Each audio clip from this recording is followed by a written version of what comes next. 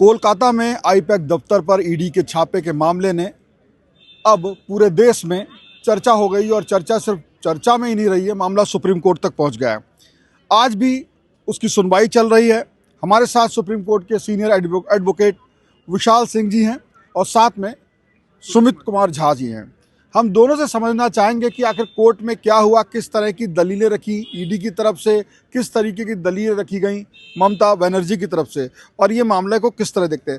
विशाल सिंह जी, आपका स्वागत है। सबसे पहले मैं समझना चाहूँगा कि चूँकि ये तमाम सेंट्रल एजेंसियाँ हैं, निश्चित तौर पर ज़रूरत पड़ने पर भ्रष्टाचार के मामले हों तो ये अलग अलग प्रदेशों में जाएंगे, और ये अगर प्रैक्टिस जो ममता बनर्जी ने की है, वहाँ से सामान उठाने वाली या फाइल लगाने वाली ये होती है और ईडी के इस तरह हाथ धो के जाते हैं, तो कानून कैसे देखता है और अदालत में इस पर क्या बात हो रही है? जी, सबसे पहले तो मैं बताना चाहता हूं कि यह मैटर ऑनरेबल जस्टिस पंचोली और ऑनरेबल जस्टिस प्रशांत कुमार मिश्रा की बेंच के द्वारा सुना जा रहा है।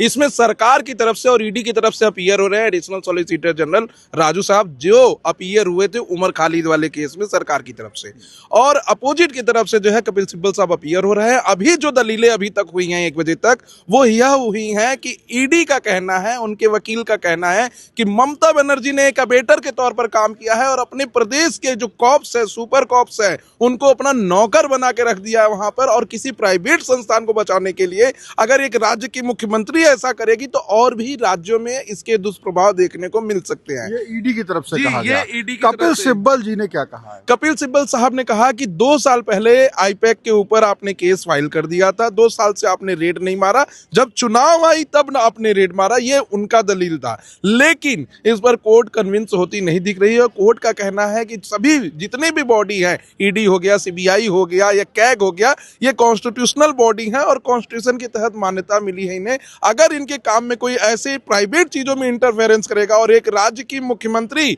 जाकर उन प्राइवेट लोगों के साथ, डीजीपी, आईजी और डीजीपी के साथ मिलकर उनके चीजों को छीनेगा, तो यह कहीं से सही नहीं है। अभी बहस चालू है, हो सकता है कि आज इस पे कुछ अच्छा निर्णय आए, और मेरा मानना है इस केस में कि कहीं ना कहीं यह असंवैधानिक क्रिया थी, अनकॉन्स्टिट्यूशनल था। एक राज्य के मुखिया होने के नाते एक मुख्यमंत्री की बहुत सारी जिम्मेदारी होती है, और एक प्राइवेट संस्थान को बचाने के लिए जो कि प्रशांत किशोर और प्रतीक जैन का है, उसके लिए मुख्यमंत्री को आगे नहीं आना चाहिए था, क्योंकि कहीं ना कहीं इसमें कोर्ट को भी पता है, लोगों को भी पता है कि चोर की दाढ़ी में तिनका है। झा साहब, आपकी तरफ आएंगे, चूंकि विशाल सिंह जी ने लगभग वो बातें हमें बता दी, दलीलें क्या हुई, तर्क क्या रखे। आप कैमरे की तरफ आइए ताकि हमारे दर्शक उसको समझ सके। और मैं ये समझना चाहूंगा, ये जो दलीलें रखी गई हैं, विशाल सिंह जी का भी अपना एक रुख है।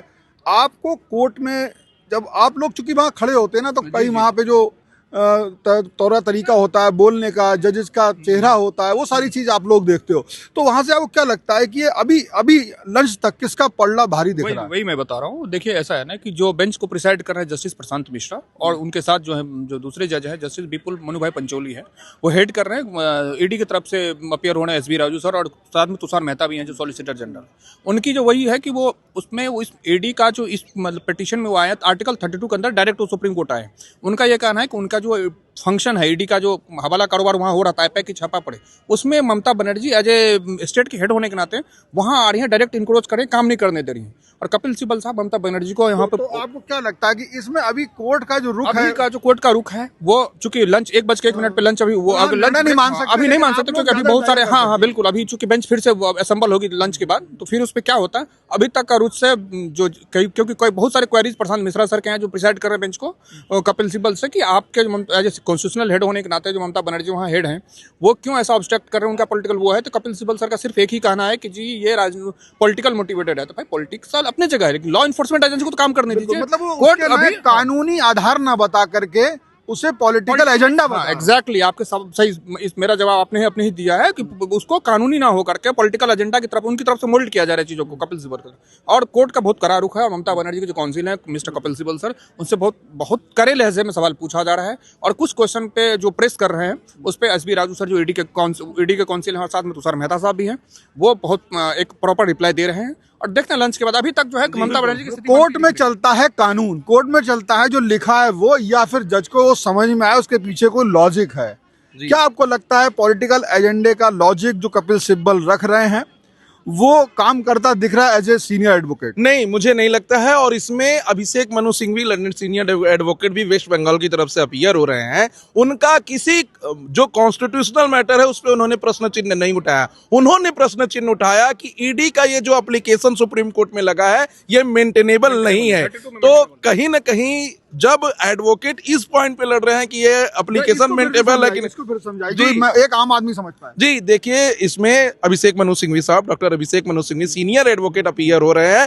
उनका ये कहना था कि article 32 of the constitution of India which guarantees the read right of the citizen of the India, उसमें ये ईडी का एप्लीकेशन जिसमें फेयर इन्वेस्टिगेशन नहीं हुआ है या नहीं होने दिया जा रहा है वो मेंटेनेबल नहीं है, यानी कि इसको डिसमिस करना चाहिए। इनको फिर से हाई कोर्ट आप क्या कहते हैं, आप क्या कहते हैं, है मेंटेनेबल? जी मैं मानता हूं मेंटेनेबल है, क्योंकि जो आर्टिकल 12 से लेकर आर्टिकल 35 तक जो राइट्स गारंटीड दिए गए इंडियन कॉन्स्टिट्यूशन पार्ट 3 में वो सभी लोगों के लिए हैं। और कहीं भी fair investigation, fair trial under article 21 of the constitution of India अगर नहीं हो रहा है तो उसके लिए as a constitutional right supreme court में केस फाइल किया जा सकता है। और इसी माध्यम से यहां पर आए हैं, ममता बनर्जी की पिटीशन को रद्द कर दिया है।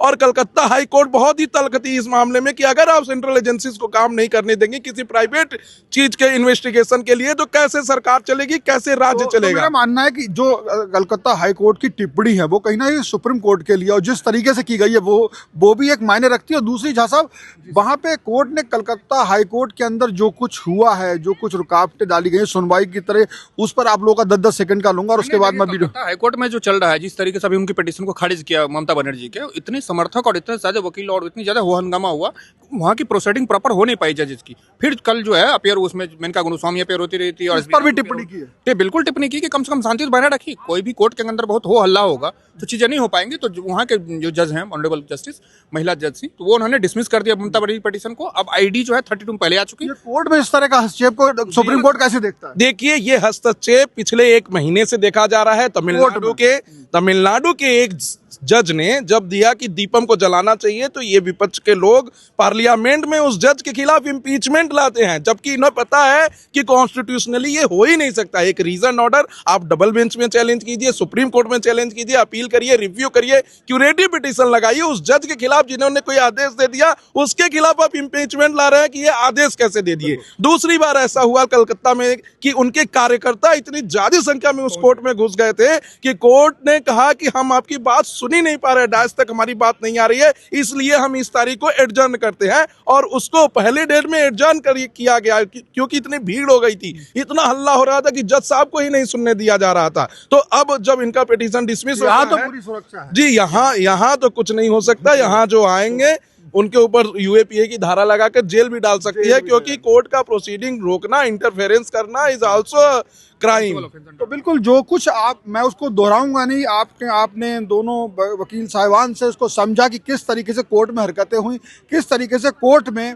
हस्तक्षेप करने की कोशिश की, उसका मायने क्या है। हालांकि यहाँ यह सुप्रीम कोर्ट में संभव नहीं है, लेकिन राजनीति के मामले में यह बेहद गर्म है। और अभी तक जो वकील हैं ममता बनर्जी के, बकौल हमारे वकील साहिबान, वो कोई कानूनी पहलू से वहाँ पर तर्क नहीं रख पाए हैं। वो इसे राजनीतिक प्रोपेगेंडा कह रहे हैं और दो एक और बातें ऐसी कह रहे हैं जो वहां पर बहुत ज्यादा लॉजिक नहीं है। फिलहाल अभी लंच तक इतना ही, देखेंगे शाम को क्या होता है। इस वीडियो में इतना ही।